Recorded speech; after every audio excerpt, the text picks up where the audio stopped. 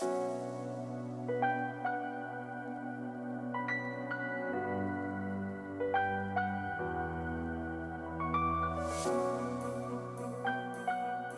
everyone, this is Donnie, aka Elevated, and thank you for tuning in again today. Before we hop into today's video, I just wanted to give it a little bit of context, which is that this is a clip from the Patreon replay review session that Jenkins and I did recently. And basically what it is if you're a Patreon supporter at the $12 tier, we will do 2 of these streams a month where you can come hang out with us in chat and get your replays reviewed live by both of us on stream.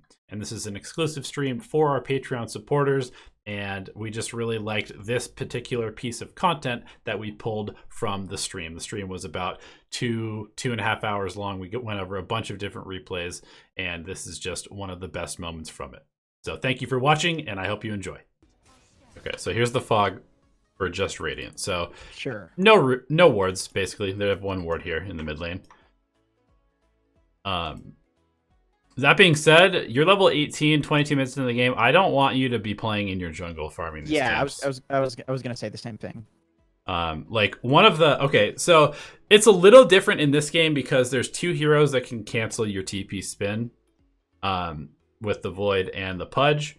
But generally speaking, Jug, and something that KVH taught me when I was talking to him about this hero, is basically the whole purpose of Jug is that you have a get out of jail free card for split pushing. So you can be almost as aggressive as you want in pressuring the dire lane, or you can be the farthest forward on your team most of the time because you generally can't die. In this game, you definitely can die, but at the same time, you're still so fucking farmed that you really should be pushing your advantage. And in general, regardless of whether you're Jug or any other hero in the game, if you're the most farmed hero on the map and you have the ability to win team fights, you should be kind of looking to play around your team and not just completely solo somewhere else while your team is just like walking around in more dangerous spots. The hero's like strong because he's a carry that can do a lot in the early game. Yeah. So you definitely want to abuse that when you're Jug. Like, in fact, there's a video that's coming out soon where I talk about win conditions, like heroes that are win conditions and how they want to play the game.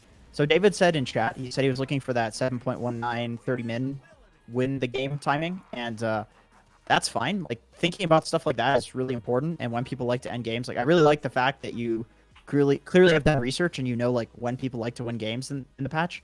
But just because you're looking for that specific timing doesn't mean that you can't farm on their side. Like, you can still farm, but you can farm near your team and on their side of the map. So that way, like, if you're very strong, you can show up to fights and maybe win the game earlier. Like, the thing is, that timing does exist, or at least it did exist.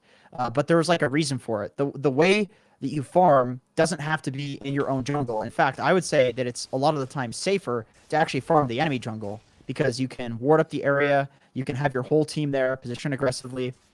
And then if a fight does happen, you can get there quicker. Whereas, like, if you're in your own jungle, you're not gonna get there unless like the fights are happening on your side. But once again, like Donnie was saying, you don't want to go late game against these guys. So you don't want to just sit there defending your objectives. You want to be the one that's pressuring, and you don't need to pressure by running at the objectives and hitting the objectives. You can pressure by just farming on their side of the map.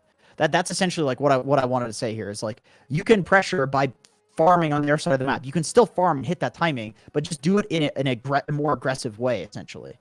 Yeah, and right here, just kind of going off of that, piggybacking off of that point, your first inclination was just to run to the nearest creep camp to you, which happened to be this one. And then you ran to the nearest creep camp to that, which happened to be this one. And then the nearest creep camp to that, which happened to be this one.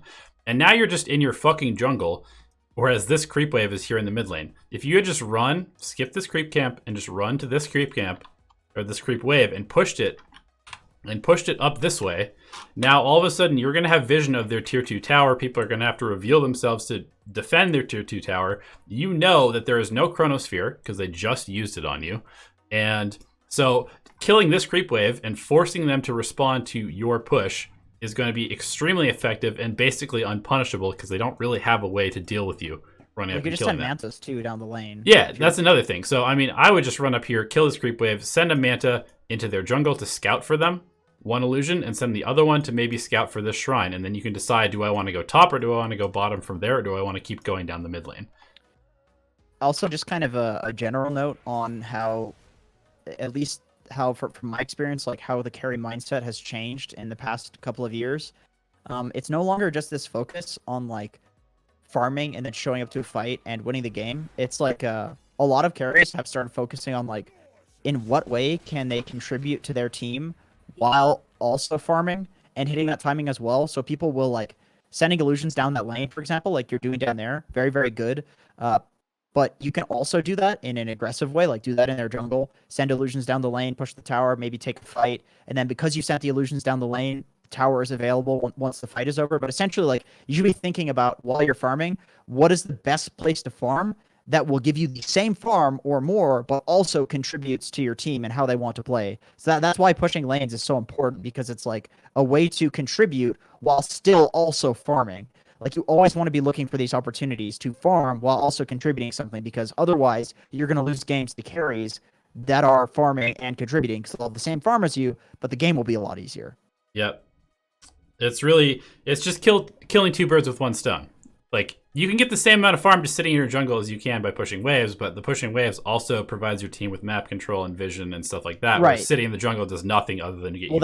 That's also the exact same argument for sitting in their jungle and doing that, because occupying their jungle is much shittier for them, and you can do it and you'll get the same farm, but it sucks more for them, and you're doing the same thing in terms of farm. Exact same thing in terms of the creep waves. Like you want to go with the greediest option possible, like get the most out of your farm that you can. And obviously if you can't do that without dying, then don't do it. But in most situations, there's a way to do it. Like you'll see RTZ cut a creep wave at the tier 3. Like you will see all of these little plays where they're getting more than other carries while doing the same thing, which is primarily farming.